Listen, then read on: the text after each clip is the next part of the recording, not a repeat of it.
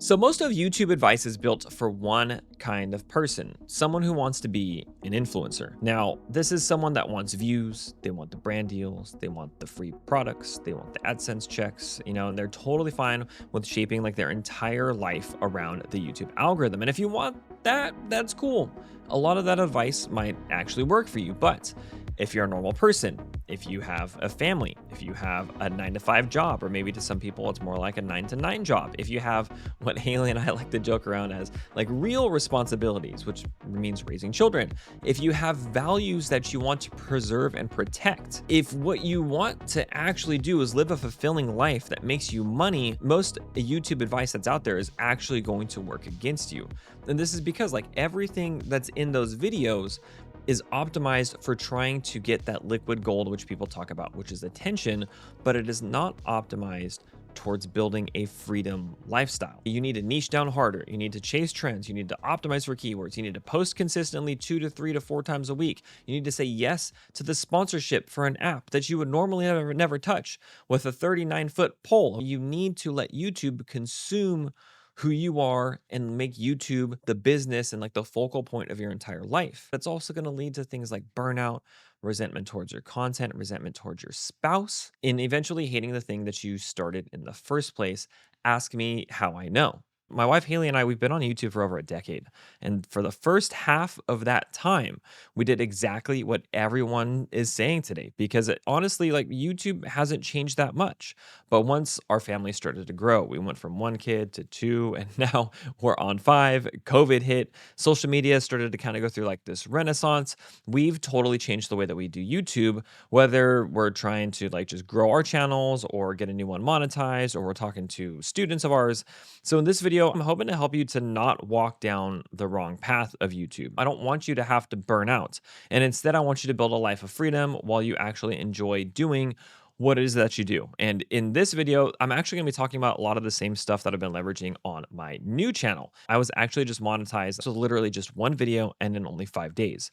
So if you don't want to miss a thing, be sure to subscribe, be sure to like the video, and let's go ahead and talk about why you shouldn't be building a YouTube channel and instead how you can be building a YouTube business. And I know, don't come at me for the phrasing on that. It sounds very marketing and cheesy, but I'm gonna explain exactly what it is that I mean. So a lot of YouTube advice hasn't changed over the years, and it really fails the normal people. Okay, I'm talking about the moms, the dads, the 9 to 5 workers, the parents, the people even like working swing shift, whatever it is that they're doing. They're not people who have been ingrained with the influencer life or lifestyle or even work ethic. And I know that sounds negative. I don't mean that people don't have a work ethic when they're literally grinding 12 to 12. What I mean is like just the stuff that goes into that work. It's very counterintuitive to what you think you should be doing in order to live a life that you really want to. Because again, most YouTube advice makes it sound like you have to get YouTube 100% right in order for it to work and in order for you to make any kind of money from it. And people think they have to fit themselves into some type of a box. So let's move into one of the first things that a lot of people, they just honestly get wrong when it comes to YouTube. And that thing is that people tend to focus really hard, and I mean like overly hard. I mean like an unhealthy obsession with keywords. Okay. You've done it too. I've done it too. We've all done it at some point. We've downloaded tools like vidIQ, which I love, by the way, for like other reasons, but you've typed some words into the keyword search tool and you've tried to find something that has this perfect blend between like search volume and competition score. And so while that used to work really well, it's just different nowadays on YouTube, okay? It's also kind of just different with how search works overall. I used to do search engine optimization, and SEO was my thing, and specifically on Google, but Google and YouTube's algorithms are really similar. And so the way that it worked was it was very hardcore keyword focused. Like you needed to optimize the keyword, you needed to rank for that keyword, you needed to put it a certain number of times on the page, and you needed to put it into the title and into the description. You needed to put it everywhere that you could. And it was kind of like the same way with YouTube. You had to put the keyword in your title, in your description, in your tags. People like to hashtag, they like to name their file name with a specific keyword. Keywords are still like 100% a way to try to rank your videos, okay? But ranking your videos is actually harder than you think because of how YouTube works. YouTube's entire existence now, today, is built on watch time. So they're always trying to figure out like what's the best way to get videos that get watched in front of more people. What are they trying to do? They're trying to get people to stick around on YouTube longer. They're not necessarily looking for how many times a keyword is in a description in order to like rank it number one for that result. Instead, they're going to put the video up to the top that's getting the most watch time. They're also going to suggest videos to people based on what they're already watching and not just keywords. Okay, so that's the issue with keywords, is that if you become overly focused on the keywords, you're missing what YouTube's actually trying to do with their algorithm. So what YouTube does is they don't suggest things based off of the keywords. Okay, they do it based off of watch time, trial and error, and basically guessing on what people are going to like to watch. Now, you've seen this, you may not have noticed it, or maybe you have, but basically, like, there are these videos that show up on the side if you're watching on your computer, or they show up below when you're, watching on your phone, and they are suggested videos, right? They're videos that YouTube thinks you want to watch. There's also the YouTube homepage where people are getting suggested videos to be able to watch the moment that they log into YouTube. That has nothing to do with keywords. YouTube is really using trial and error to try to figure out what people are going to want to watch next. And so this is my proof. Okay, so this is actually a viral video that is on my personal channel. It's the first ever video that I posted, and it's a huge success in my opinion. And what makes this interesting is the traffic source breakdown. Now I'm going to get real nerdy for a second. Just bear with me if you guys have never seen this before, but I'm just trying to show you guys a point here, right? So there are these two traffic sources that kind of lead the way: browse features and suggested videos. Okay, those two things I'm going to talk about in a second, but they really have nothing to do with keywords. Okay, YouTube search, which is what a vast majority of people talk about still. They're like, oh, go get your videos ranked, get keywords, find the keywords, use the tool, use the vidIQ, the TubeBuddy, whatever, to try to optimize. For me, on my personal video, that's only 0.7% of my views. So how did I get to be able to get so many views so quickly without getting ranked on YouTube for using any kind of specific keywords? What I did was I focused on a problem. So the first shift that you need to make, being a traditional YouTuber to using somebody that uses YouTube for a life of freedom, is that you need to not focus on keywords, but focus on problems. By focusing on a problem to solve instead of a specific keyword, I can try to get suggested by other videos that are also trying to solve the same problem, but they're not necessarily using the same keyword. Or maybe the person who's watching and has that problem, they might also be interested in. That's what YouTube's algorithm is entirely built on. They want to find videos that are going to make people go from watching one video to the next to the next. That's not just done through keywords. If you look at your suggested videos on the side, it's not all the same keyword every single time. YouTube just wants people to watch. So if you take a look at the suggested videos that I actually have on here, you'll see that a vast majority of them don't have anything to do with the keywords that are actually in the title of my video. What this is basically showing us is that these people who were watching these videos were for some reason interested in my video as well, and so YouTube recommended my content. Do we know exactly how or exactly why, or like the ins and outs of that exact recommendation strategy? No, that's part of the trial and error. Now, if we talk about our other traffic source here, which is browse features, this, in my opinion, is the ultimate YouTube traffic source. This is where YouTube literally throws your video onto someone's homepage. It's like you're being blessed by the YouTube algorithm, right? Why? Why is it that that happens? And the reason is because YouTube thinks that that person who's just logging into YouTube wants to watch your content. How do they know that? It's not just about what they search and the keywords they type into the search bar. It's all about watch time patterns. How much of these videos have they been watching? What videos did they watch previously? Which videos did they watch and then click away versus watch and then stay on? What they do is they look at that content as a whole and tried to figure out patterns for that specific person that's watching. So what you guys should be doing is, instead of focusing so much on that keyword score that's there, I want you to try to think about how you can best solve problems for people. And so you could do this by looking at videos that are doing well in your niche. What problems do those videos solve? And how can you solve the problem that comes before that video, maybe potentially the one that comes after, or solve that problem just in an entirely different way. Now, speaking niches, lots of people do niches wrong, at least in our opinion. They either say to niche way down, like way, way down, or you don't niche at all and you become your own niche or the niche of one or whatever it is that people like to say nowadays. This actually just makes it to where people take too long to pick their niche. It's either they are like trying to figure out whether they should be doing a channel on like door to door lawnmower sales tactics or if they should be doing a channel on self help. Neither one of those is going to get you the growth and sales that you need to be able to make money full time on YouTube without becoming like a traditional YouTuber. Because niching down too far obviously isn't going to get you enough views, and not niching down isn't going to get you sales. So, either way, go ahead and pick a general topic or area that you want to be able to go into. But either way, what you're going to need to do is you're going to need to do this thing that Haley likes to call niche stacking. She did an entire video on this. I'll link it down in the description or I'll put it up here somewhere on the screen. But basically, what you want to do is you want to combine two niches. So, this does two things. First, what it does is it creates what we like to call novelty.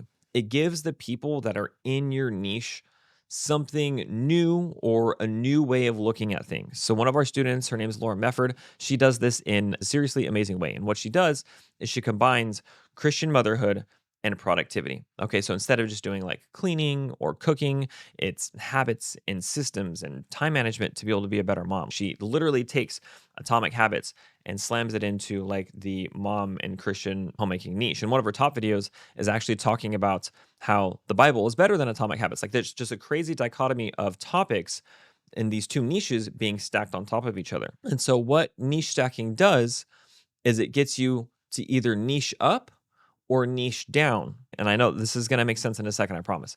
So Lauren, for example, she niched up. When she started with her content, she wanted to talk specifically about like biblical motherhood, homemaking, and basically trying to be a better mom. And that's a pretty small niche when you really do think about it when it comes to like certain topics that are being searched or problems that are being solved compared to a lot of other niches that are out there.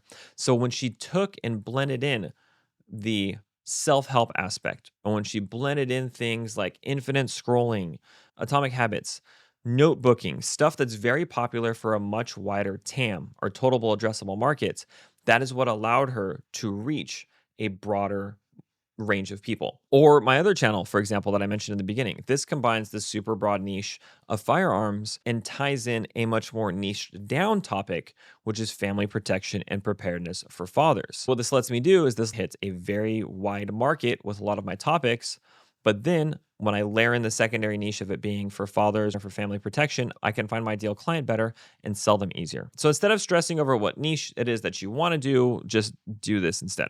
So you're going to pick your favorite thing to do and you're going to make that your starting like niche. Okay, you're going to make that your starting points. Then you want to see how you can stack another niche with this. Okay, so you can either stack something on top of it and try to go more broad, or you could stack something below it. I guess I didn't really think about the way that I'd try to visualize that and try to niche down to be more specific. If you have any questions on that, again, I'll link Haley's video, or you can let me know in the comments below. One of the things that we work on the most with people is figuring out their niche and how to be able to stack them. So the third thing that's going to get you trapped in being a YouTuber, overworking, burning out type of content creator is that a lot of the ways people monetize on YouTube are still the traditional ways of monetization. There's a lot of videos that are hitting the same things over and over and over again. AdSense, brand deals, affiliates, UGC. And in our opinion, while these are good add-ons, it's still dependent on views and YouTube being the actual business. YouTube should never be the business, in our opinion. YouTube instead should be the tool.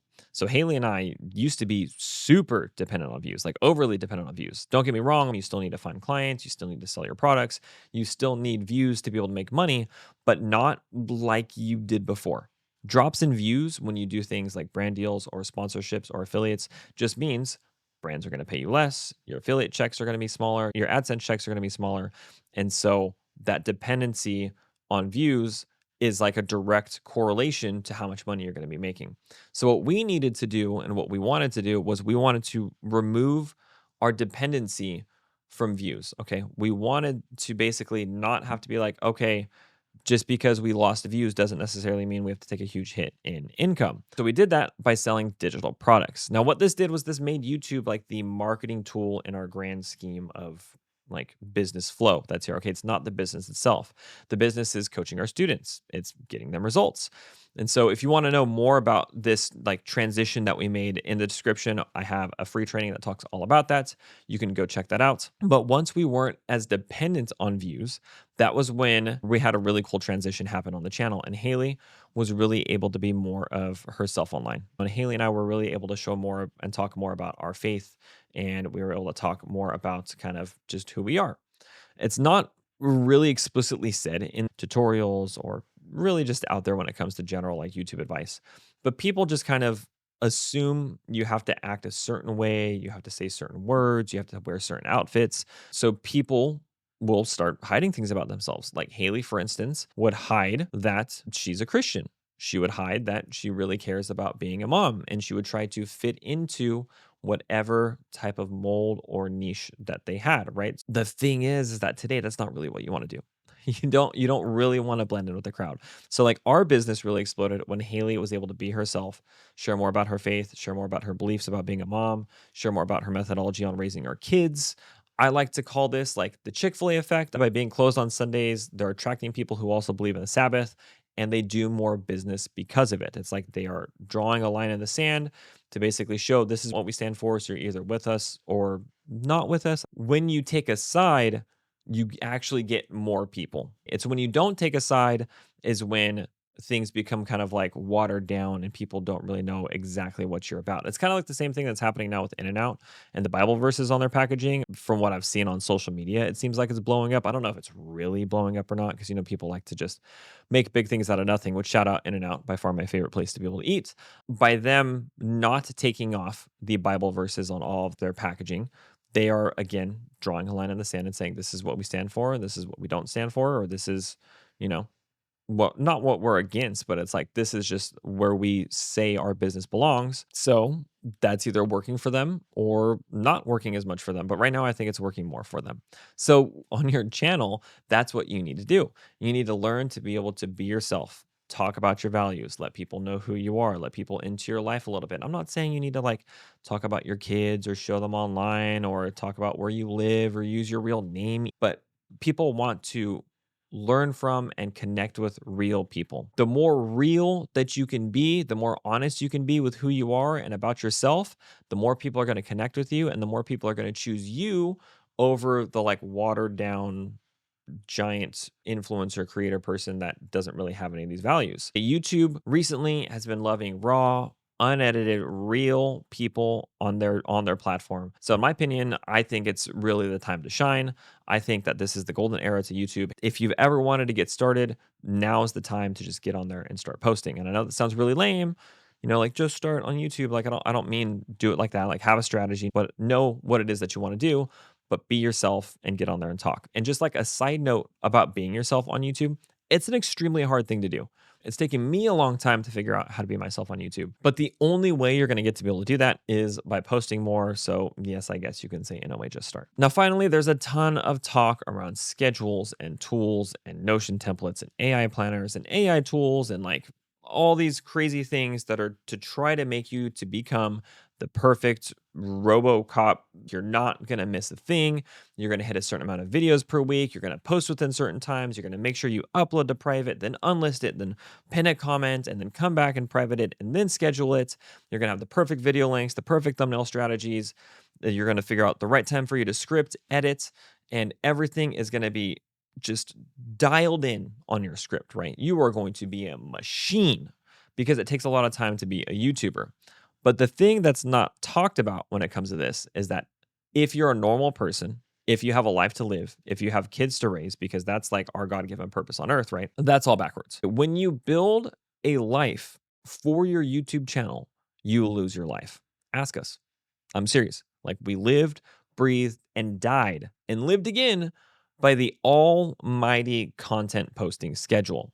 Haley's Google Calendar, because that's what she used at the time. When was the sponsorship due? When did the script have to be submitted? Oh, we forgot to film that B-roll that we had to do for the video that's coming up. So we have to leave lunch early, get the kids dressed in the same outfit again that they were wearing before, and then go film it. It wasn't a life that was built by design for us to enjoy or for us to glorify God. And instead, we were obsessed with like, I don't want to be dramatic, but like the new God, which was YouTube and the algorithm. When we shifted from planning to the family first, to have life first constraints, then we fit in YouTube into the gaps. We were just much happier. Okay. We were much more fulfilled. And more than us, like our kids were happier, our kids were more fulfilled. And it was probably the biggest change and shift that we should have made sooner. So, what does all this mean for you? If you get like one thing out of this video, I want you to watch this, and maybe I'll put that in the description or something. But here are like the couple of things that you should change. Okay. Don't focus on the keyword. You should instead focus on your problems. Don't pick a niche. You should instead stack them. YouTube isn't the business. YouTube should be the tool. Don't be a YouTuber. Okay. Be yourself. And then don't schedule around the algorithm, schedule around your life.